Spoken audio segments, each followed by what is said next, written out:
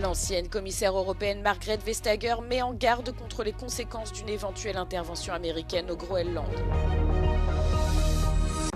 Washington accuse Moscou d'une escalade dangereuse et inexplicable de la guerre en Ukraine, déplorant le bilan humain du conflit et l'utilisation du nouveau missile balistique Oreshnik. Donald Trump évalue plusieurs options d'intervention américaine en Iran, alors que la répression des manifestations a déjà fait plus de 640 morts. L'ancienne ministre danoise et ancienne commissaire européenne Margrethe Vestager a mis en garde contre les conséquences d'une éventuelle intervention américaine au Groenland dans l'émission phare d'Euronews Europe Today. I know that President Trump says that he's not reined in by anything but his own morals.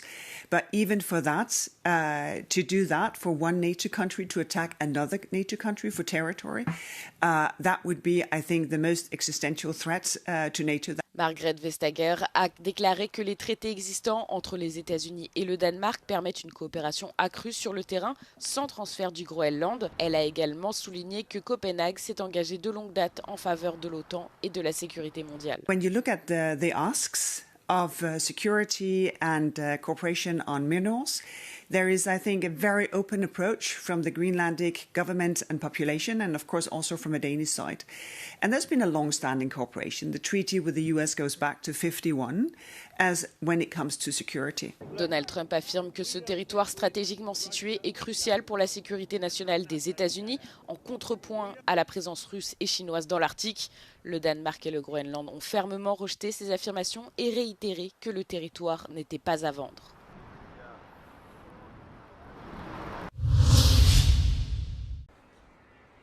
Vent debout contre Donald Trump.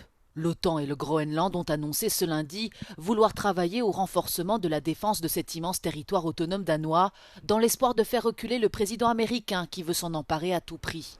Le Premier ministre groenlandais Jens Frederik Nielsen a déclaré que son gouvernement veillait à ce que le développement de la défense au Groenland et dans ses environs se fasse en étroite collaboration avec l'Alliance transatlantique.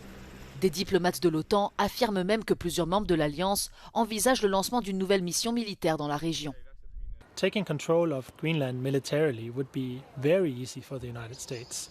However, the political control that is governing a territory the size of Greenland with a population that presumably wouldn't be too happy about American presence would be difficult, and it would create also, I think, quite a big pushback at home in the United States against Trump and of course internationally. Ce dimanche, Donald Trump a déclaré qu'il mettrait la main sur le Groenland d'une manière ou d'une autre. You know what their defense is? 2 dog sleds.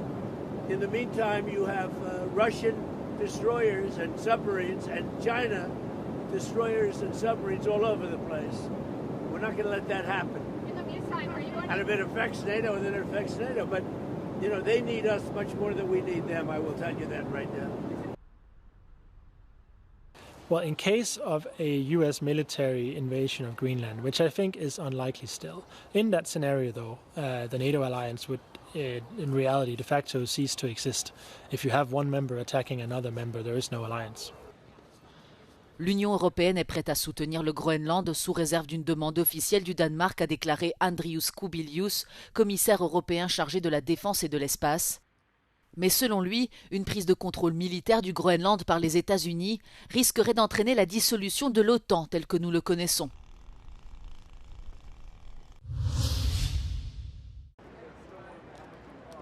Les États-Unis accusent la Russie d'une escalade dangereuse et inexplicable de la guerre en Ukraine.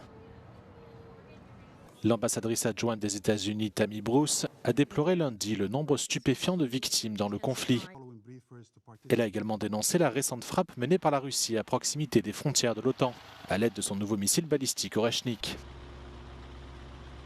Just days ago, U.S. diplomats met with EU and Ukrainian counterparts to advance negotiations toward a lasting peace. Thanks to the leadership of President Trump, we are closer to a deal now than at any point since the war began. Despite this, Russia launched more attacks on Ukraine, including its launch of its nuclear-capable Oreshnik ballistic missile, targeting an area of Ukraine close to the border with Poland and NATO. Cette réunion du Conseil de sécurité de l'ONU a été convoquée par l'Ukraine à la suite du bombardement russe de jeudi dernier. Cette attaque a coïncidé avec un net refroidissement des relations entre Moscou et Washington. La Russie a en effet vivement condamné la saisie d'un pétrolier dans l'Atlantique Nord par les États-Unis. Dans le même temps, Donald Trump a fait savoir qu'il était favorable à un ensemble de sanctions sévères visant à affaiblir économiquement la Russie. Des ambassadeurs et chargés d'affaires d'Allemagne, de France, d'Italie et de Grande-Bretagne en poste à Téhéran ont été convoqués ce lundi par les autorités iraniennes qui déplorent le soutien exprimé par ces pays aux manifestants iraniens. Les diplomates ont dû visionner une vidéo montrant les dégâts causés par les émeutiers et ont été informés que leur gouvernement devait retirer leurs déclarations officielles de soutien aux manifestants sous peine d'être accusés d'ingérence dans la sécurité intérieure du pays. Les condamnations des gouvernements occidentaux surviennent après que l'ONG Iran Human Rights, basée à Oslo, a estimé que près de 650 manifestants ont été tués par le régime iranien depuis le début de la contestation le 28 décembre dernier. Un bilan humain largement sous-évalué, selon elle, en raison du manque d'informations venant du pays. Les dirigeants français, allemands et britanniques ont condamné la violence d'État iranienne et exhorté le gouvernement à respecter le droit du peuple à manifester. L'Union européenne a déclaré qu'elle envisageait d'imposer de nouvelles sanctions à Téhéran pour sa répression violente des manifestations. La contestation, qui en est maintenant à sa 3e semaine, a commencé dans la capitale iranienne, où la population subit une crise économique sans précédent, aggravée par l'effondrement de la monnaie locale, le rial. Elle s'est rapidement étendue à d'autres villes, réclamant un changement de régime, dans ce qui est depuis devenu l'un des défis les plus sérieux pour la théocratie du pays depuis la révolution islamique de 1979.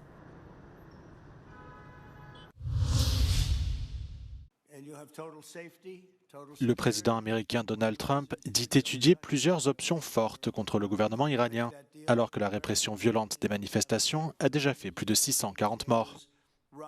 Selon les médias américains, les responsables du Pentagone ont évoqué des frappes de missiles à longue portée, ainsi que des cyberopérations et des campagnes psychologiques. Selon la porte-parole de la Maison-Blanche, Caroline Leavitt, l'administration Trump examine actuellement des informations envoyées en privé par le gouvernement iranien, avant de décider d'une quelconque intervention.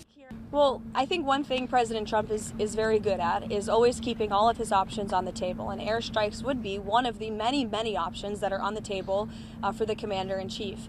Diplomacy is always the first option for the president. He's told all of you last night that what you're hearing publicly from the Iranian regime is quite differently from the messages the administration is receiving privately, and I think the president has an interest in exploring those messages. Cette déclaration est intervenue quelques heures après que Trump a annoncé l'imposition immédiate de droits de douane de 25% aux partenaires commerciaux de l'Iran. Par l'intermédiaire du président du Parlement iranien, Téhéran a déclaré que l'armée américaine et Israël seraient des cibles légitimes si Washington recourait à la force pour protéger les manifestants. Le ministre des Affaires étrangères Abbas Araghchi affirme pour sa part que l'Iran est ouvert aux pourparlers mais reste prêt à la guerre.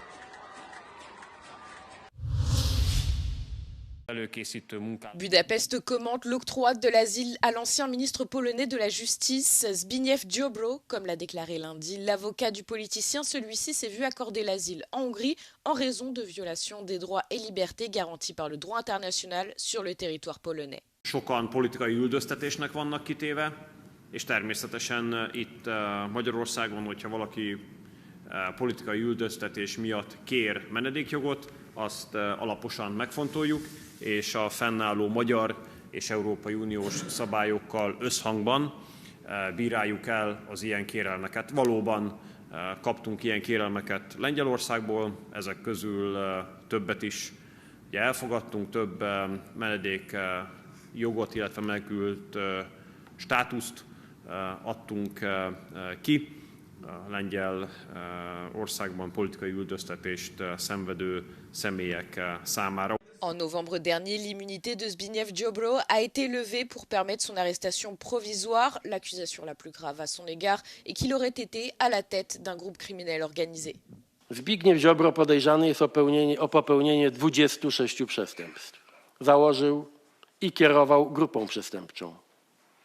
Przywłaszczył lub usiłował przywłaszczyć mienie w postaci środków Funduszu Sprawiedliwości. En décembre 2024, la Hongrie avait déjà accordé une protection internationale à Marcin Romanowski, ancien vice-ministre polonais de la Justice et député du parti Droit et Justice. Comme Ziobro, il est suspect dans une enquête sur des irrégularités dans l'utilisation de l'argent du Fonds pour la justice.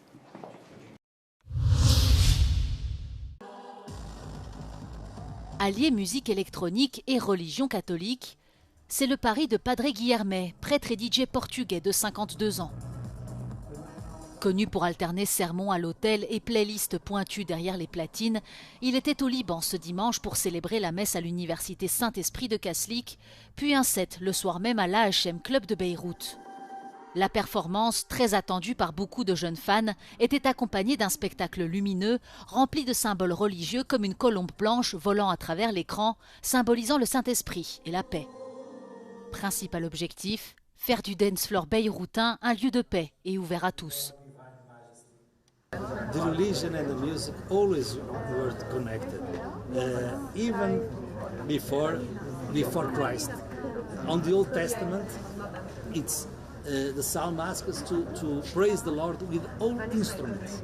So now we have this new instrument that came, that is electronic music. Padre Guilherme estime qu'il y a beaucoup à apprendre de ces soirées électroniques qui rassemblent la jeunesse, quelle que soit la religion ou l'origine. Mais dans les jours précédant l'événement, sa venue a suscité une vive polémique, certains religieux appelant à l'annulation de sa performance, jugée incompatible avec les valeurs de l'Église. Une plainte a même été déposée avant d'être rejetée par la justice.